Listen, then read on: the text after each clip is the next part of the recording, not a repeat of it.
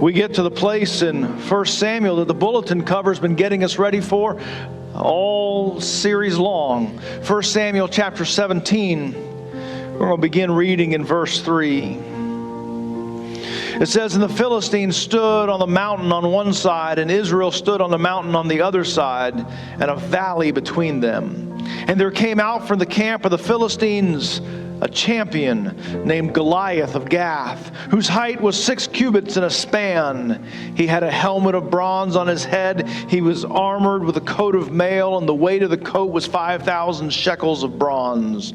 And he had bronze armor on his legs and a javelin of bronze slung between his shoulders. The shaft of his spear was like a weaver's beam, and his spear's head weighed 600 shekels of iron. And his shield bearer went before him. He stood and shouted to the ranks of Israel, 'Why have you come out to draw up for battle? Am I not a Philistine, and are you not the servants of Saul? Choose a man for yourselves and let him come down to me. If he is able to fight with me and to kill me, then we will be your servants. But if I prevail against him and kill him, then you will be our servants and serve us.' And the Philistines said, 'I defy the ranks of Israel this day. Give me a man that we may fight together.' When Saul and all of Israel heard the words of the Philistines, they were dismayed and greatly afraid." In the next couple of verses, we see David being sent to the battlefield basically as an errand boy. In verse 19 it says, "Now Saul and they and all the men of Israel were in the valley of Elah fighting with the Philistines. And David rose early in the morning and left the sheep with the keeper and took provisions and went as Jesse had commanded him. And he went to the encampment as the host was going out to the battle line, shouting the war cry. And Israel and the Philistines drew up for battle, army against army. And David left the things in the charge of the keeper of the baggage and ran to the ranks and went and greeted his brothers. As he talked with them, behold, the champion, the Philistine of Gath, Goliath by name, came up out of the ranks of the Philistine and spoke the same words of before. And David heard him. And all the men of Israel, when they saw this man, they fled from him as they were much afraid. And the men of Israel said, 'Have you seen this man who has come up? Surely he has come up to defy Israel. And the king will enrich the man who kills him with great riches, and will give him his daughter and make his father's house free in Israel.' And David said to the men who stood by him, 'What shall be done for the man who kills this Philistine and takes away the reproach from Israel? For who is this uncircumcised Philistine that he should defy the armies of the living God?' And the people answered him in the same way, 'So shall it be done to the man who kills him.'" In verse 31 it says, "When the words that David spoke were heard, they repeated them before Saul, and he sent for him. And David said to Saul, 'Let no man's heart fail because of him. Your servant will go and fight with this Philistine.' And Saul said to David, 'You are not able to fight this Philistine, to fight with him, for you are but a youth, and he has been a man of war from his youth.' But David said to Saul, 'Your servant used to keep sheep for his father. And when he came upon a bear or a lion and took a lamb from the flock, he went after him and struck him and delivered it from the mouth. And if he rose against me, I caught him by the beard and struck him and killed him. And your servant has struck down both lions and bears, and this uncircumcised Philistine shall be like one of them, for he has defied the armies of the living God.' And David said, 'The Lord who delivered me from the paw of the lion and the paw of the bear will deliver me from the hand of the Philistine.' And Saul said to David, 'Go, and the Lord be with you.' In verse 42 it says, "And when the Philistine looked and saw David, he disdained him, for he was a youth, ruddy and handsome in appearance. And the Philistine said to David, 'Am I a dog that you have come at me with sticks?' And the Philistine cursed David by his gods.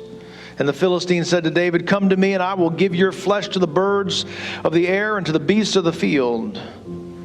Then David said to the Philistine, 'You come to me with a sword and with a spear and with a javelin, but I come to you in the name of the Lord of hosts, the God of the armies of Israel, whom you have defied. This day the Lord will deliver you into my hand, and I will strike you down and cut off your head, and I will give the dead bodies of the hosts of Philistines this day to the birds of the air and to the wild beasts of the earth. that all the earth may know that there is a God in Israel, and that all of the assembly may know that the Lord saves not with sword and spear, for the battle is the Lord, and he will give you into our hand. When the Philistine rose and came and drew near to David, David ran quickly toward the battle line to meet the Philistine. David put his hand in the bag, took out a stone and slung it, and struck the Philistine on his forehead. The stone sank deep into his forehead, and he fell face to the ground. So David prevailed over the Philistine with a sling and a stone, and struck the Philistine and killed him. And there was no sword in the hand of David. And the people of Israel came back from chasing the Philistines. They plundered the camp. David took the head of the Philistine and brought it to Jerusalem, but he put his armor in his tent.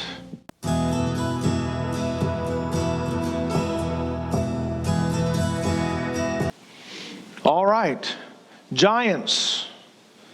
They're scary, aren't they? It's interesting when we talk about giants, and as I look at this passage of Scripture and that we're going to talk about these giants, one of the things that I don't have to do is really convince you that sometimes you have a giant in your life. I mean, that just kind of comes right at you, doesn't it? Giants that function over us to intimidate us and to frighten us and to paralyze us. That's what's happening here on the page. There is a literal giant. He is described on the page here as being nearly 9 feet tall. However tall he was tall enough to scare the daylights out of an entire nation.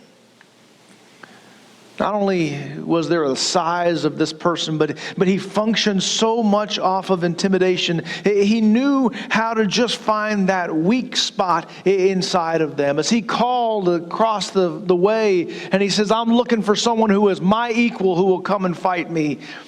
And the nation of Israel looked at each other day after day after day and became humiliated over the fact that nobody would stand and fight with them.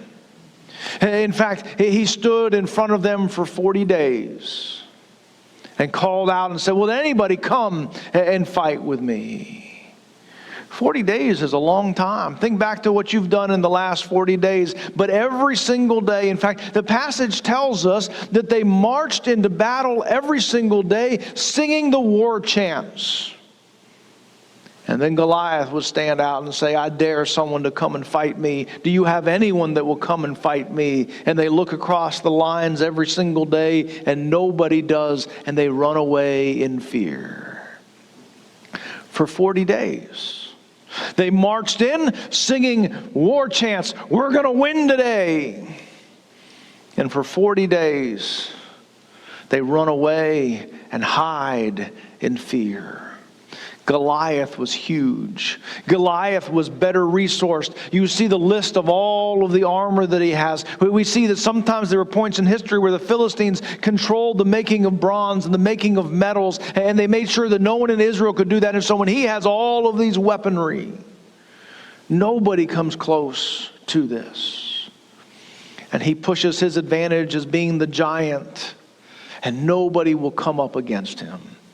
Now, there's a little side note here that if Goliath is the largest man in all of the Philistines, and he wants to fight the largest man in all of Israel, do you remember who that was? Remember, Saul gets on the newspaper because he is head and shoulders above everybody else. And for whatever reason, Saul says, pass, day after day after day.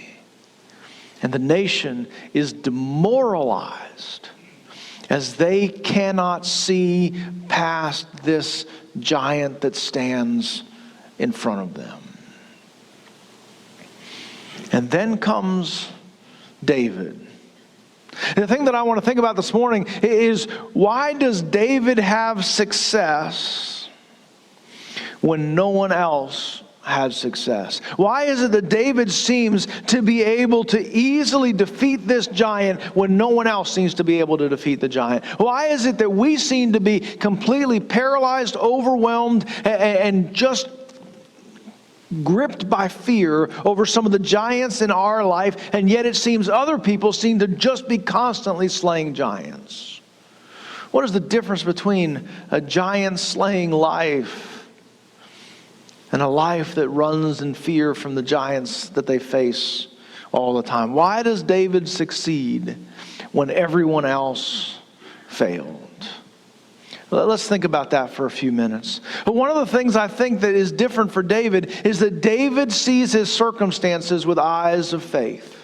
David sees his circumstances with eyes of faith. Now, as I say this, David sees his circumstances through the eyes of faith. That's kind of just a church phrase there, seeing things with the eyes of faith. And you're like, that sounds good, but what on earth does it mean to see things with the eyes of faith? Let me just simply say, seeing things with the eyes of faith is seeing things the same way God sees them. Seeing things the same way that God sees them. That's one of the things that's been unfolding in this entire book, is that we have to learn how to see things like God sees them. In fact, just last week we talked about how Samuel went to Jesse's family to anoint the next king, and he looks at all of these great looking sons. And Samuel says, well, this must be the one. And God says, don't look at the outside. Look at the inside. And remember, he goes through all of the sons that are there, and God has said, no, not to each one. And Samuel has to say to Jesse, well, there are any more sons? And he's like, well, there's the one that we don't really count. There's the one that we didn't really think was worth inviting to the day. Samuel says, we're not sitting down till he gets here. And the word is stop looking at the outside, but look at the inside. Because there are some things that look really small, but are strong and powerful and have more power than you imagine. Don't overlook some small things that have great power and potential. That is an issue that continues throughout this chapter. In fact, inside of this chapter, when David shows up, one of the sections that we didn't read, his oldest brother looks at him and said, why did you come? What are you here for? You don't have anything that you can bring to the table. In fact, he says, you have come here with an evil heart. You're just here to watch us lose. David is being overlooked. David steps forward to Saul and says, I'll go fight the giant. And Saul looks at him and says, you're a kid. You can't fight that giant. When they drafted all the men for battle, David didn't get drafted in that. And then even when David stands up face to face across the way against Goliath, Goliath is mad. He is offended. He said, I've been waiting here 40 days for you to send someone worthy for me to fight, and you send this kid, this pile of sticks. He is mad. Continues to overlook what is small when God says, don't overlook that. But when we see things with the eyes of faith, not only do we see more value in the things that we may have overlooked, but seeing with eyes of faith means that we're not as frightened by some of the things that overwhelm us. You see, it's not just seeing value in the small, but it's also understanding that those things that look so large, those things that look so enormous, aren't nearly as overwhelming as you think. And so this 9-foot giant standing across the way looked impossible to defeat. It looked like there was no way anyone could defeat him. And yet David, when he comes to the scene, David says, he calls Goliath this uncircumcised Philistine. Now, why does he emphasize this idea of this uncircumcised Philistine? Here's what it means, is that the sign of circumcision was a symbol that these were the people of God. That's the sign that God gave them. They belong to God. They are God's people. See this circle right here? These are God's people. God is with them. And David looks across the way. He says, that's not someone that God is with. That giant isn't inside of the circle of the people that God is with. He says, that giant may be large. That giant may be large, but can I reintroduce you to our God? You think Goliath is big? Can I remind you about our God? So David says, don't call me small and don't call him big, because our God is larger and bigger and more powerful than anything that is on this battlefield on this day. You see, when we live inside of faith, when we live with God's perspective, we begin to see the world differently because we have eyes of faith. There's going to come a time when you begin to see some things that used to frighten you, that you realize that's not nearly as scary as it used to be. That's not nearly as insignificant as it used to be. God can use that. God is larger than that. God is over that. Some of you have been walking through some hard things, and you are learning that some of the things that looked small are actually strong and powerful. And you've been walking through some things that are big and scary, and you've realized that God is bigger than all of those things. When we walk inside of faith, we begin to see the world differently. You know, this is one of the reasons why the rhythms of faith matter so much. This is one of the reasons why being here this morning, being in worship, spending your time in the week in prayer, reading the Word of God, being part of a small group, that is part of the reason why this stuff matters, because it's when we're in this rhythm of worship and Bible study and prayer and time in the Word, that's how we begin to have eyes of faith. And if you want to be ready for the crisis, if you want to be ready when those giants show up in your life, it matters that you have been developing the eyesight of faith, because you have been on a regular basis in worship, in Bible study, with the people of God, an active part of worship, having a prayer life, because that changes that vision. You see, sometimes a giant comes upon our life, and our viewpoint and our perspective still too much of the perspective of our flesh.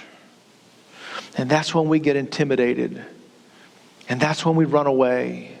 And that's when we get paralyzed. But if we will be developing a completely different way in which to see the world, then we will see it like David did. You call that a problem? Have you seen my God? You call that a crisis? Have you seen my God?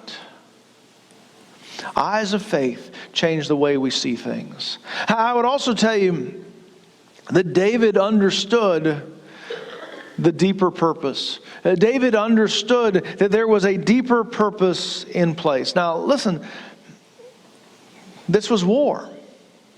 This was a battle. They were lined up, ready to try to kill each other. That's pretty significant. But David understood that there was more on the line just than this battle. That what was in place here was much, much deeper. Now, again, we don't know exactly how old David is. Remember, he came in seventh in a 7-person race. There are 7 older brothers. What's interesting is that when they accomplished their draft for all the soldiers to come and fight in this battle, only David's 3 oldest brothers are drafted and are part of the battle. That kind of tells me that David is really, really quite young. He is still not considered to be fighting age at this moment. He's a kid. Everyone walks out, you're a kid. But it's really interesting. David walks up and he sees what's going on. He sees the circumstances, and he begins to ask questions. He says, so if I kill the giant, what does that pay? What kind of reward is on the line here if I kill the giant? Man, that's a confident kid, isn't it? To walk in and say, hey, if I go do what no one else has been able to do, what kind of a paycheck are we talking about here? Now, it's interesting that David asks that question, because I think it talks about his confidence and his security and his bravery. But I want you to see the whole rest of David's conversation. The whole rest of David's conversation is that he understands that there is a much larger purpose in place than just the paycheck or even this battle. Because what we have here is what we have a battle of gods. We have a battle of gods. When Goliath comes up against David, he curses David in the name of his gods. And this battle that was about to take place was a visible representation in their minds of whose God is bigger. And every time that Goliath stands across the people and he defies and embarrasses and humiliates the nation of Israel, David says he is not just humiliating us. He is dragging down the name of God. How can this uncircumcised Philistine defy the armies of the living God? I mean, this is bigger.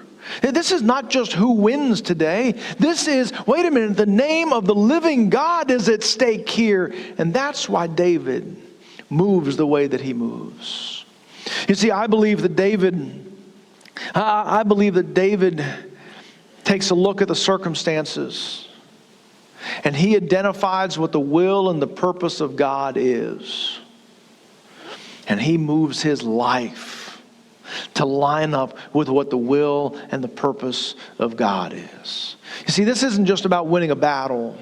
This is finding out where is God and what is God's purpose. What does God want to do in this place? And he moves his life there. And there's a parallel to this in several passages of Scripture in the New Testament principles of prayer. There's a couple of verses I want to throw up here on the screen. The first one says, "Whatever you ask in my name, this I will do, that the Father may be glorified in the Son." The second passage here says, "And this is the confidence that we have toward him, that if we ask anything according to his will, he hears us.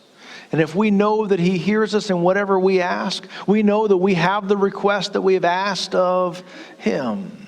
Now, without spending a lot of time this morning talking about a theology of prayer, the principle that is present in 1 Samuel chapter 17 and the principle that is present in these verses on prayer says that if you want to find success, you want to find victory, you find out what the will of God is. And when you pray for the will of God, when you pray for his agenda, his will, his purpose, that's when you see victory. And in your life, facing a giant, facing a crisis, facing whatever it is that you're facing, the number one strategy to do is anchor yourself to something deeper than just your surface needs. Say, what is it that God wants to do in this place? And move your life to what's deep. Now, let's think about that just for a moment to try to give that a little bit more concrete application. How do we move our lives to the holiness of God? Then we find out what it takes to be obedient. How do we move our lives to the character of God? Then we move to protect those who are vulnerable and the weakest and the least on the earth. How do we move to make sure that we respond to the glory of God? Then we move our lives to worship. How do we respond to the mission of God? Then we make sure that we are active in the role of reaching people.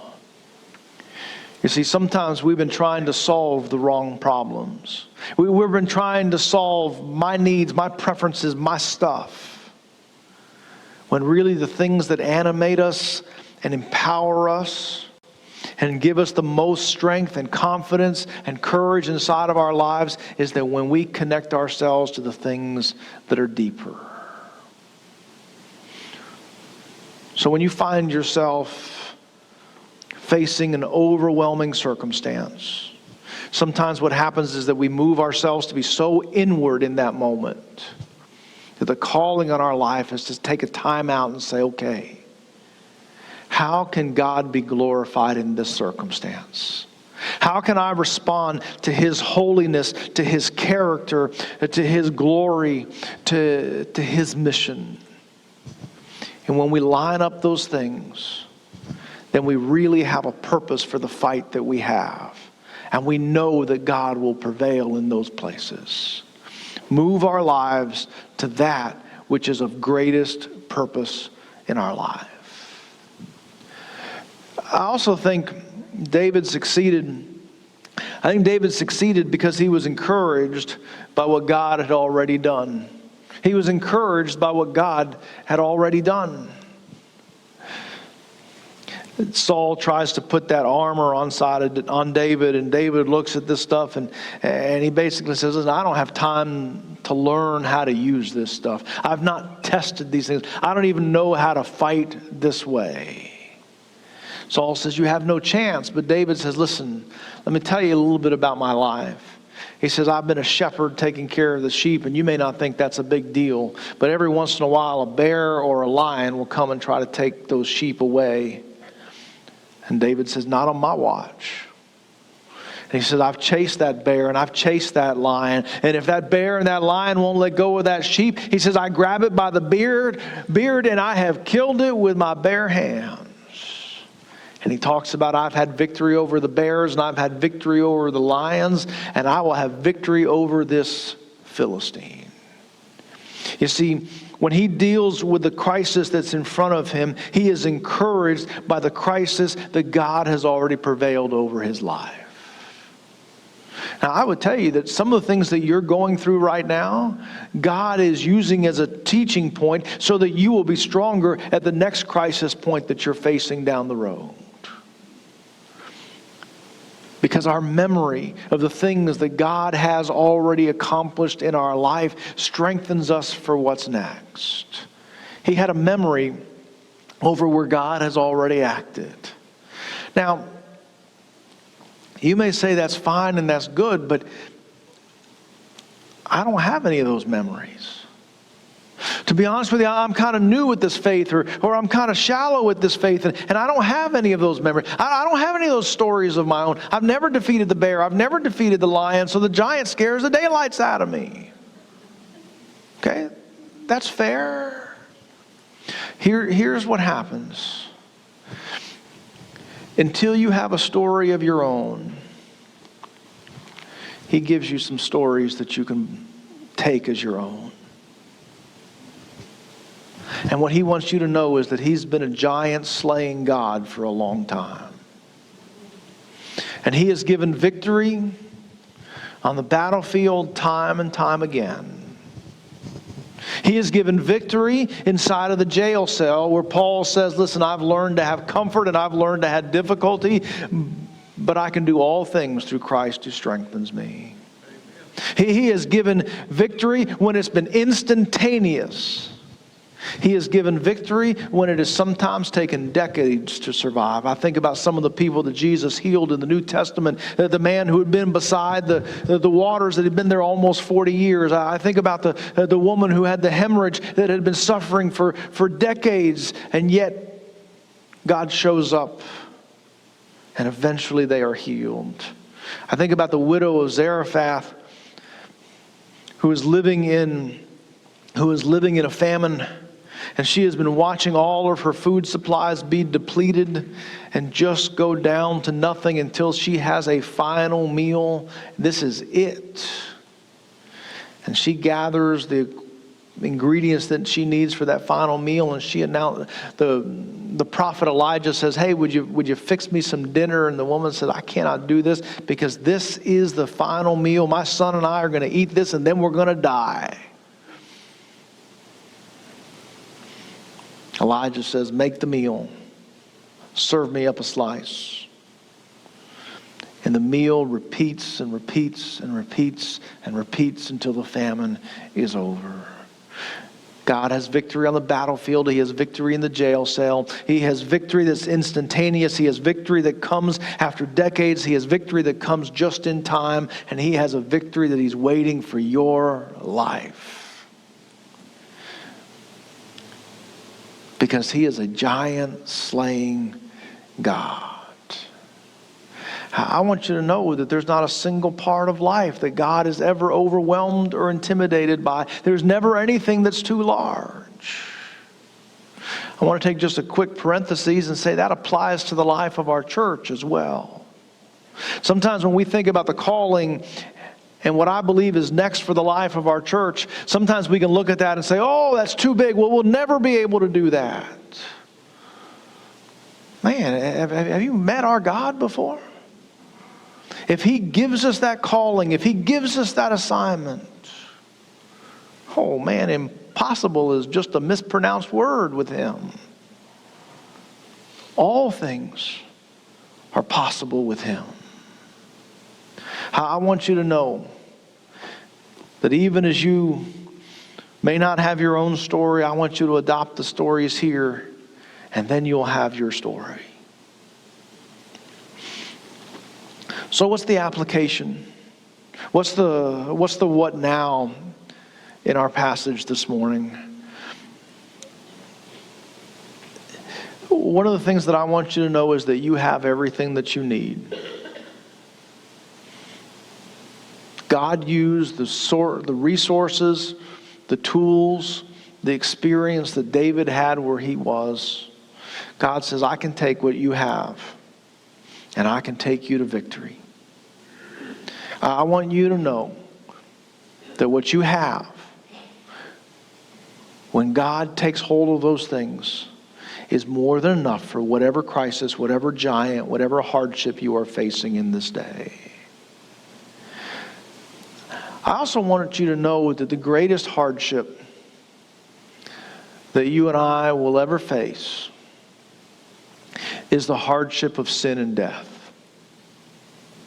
You see, sometimes we're like, well, I'm having a hard time with this or a hard time with this. Well, listen, that overlooks the greatest crisis that we have. Sin that separates us from God. Death that snuffs out our life. And yet I want you to know that Jesus has already conquered all of those things. That He has conquered sin. He has conquered death. And all you have to do is to receive it. You have everything that you need to have that victory.